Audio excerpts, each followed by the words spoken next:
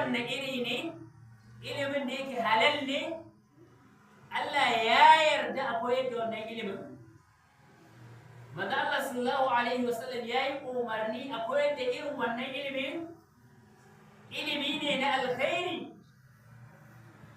Duk wanda aka tambaye shi dangane da ilimi na alqur'ani ko hadisi ko dukkan sauran ilimin wanda suka halasta, fakatamahu sai ya ɓoye wannan ilimin, ya ƙi bayar da shi, ya hana shi.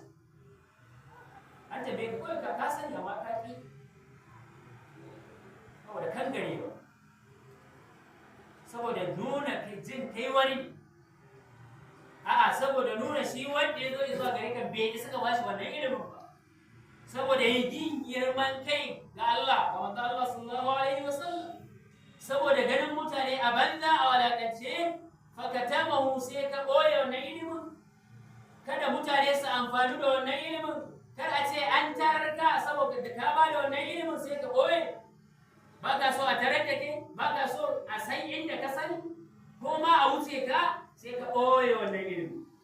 Aljima, manzo Allah sallallahu alaihi wasallam ce za a ɗaɗɗaure mutum da igiya ranar alkiyama, ɗaɗɗaure shi da sasare da igiya, ai masa lajam bilijamin minan nar, da sasari ko kuma da igiya ta wutar jahannama ranar alkiyama.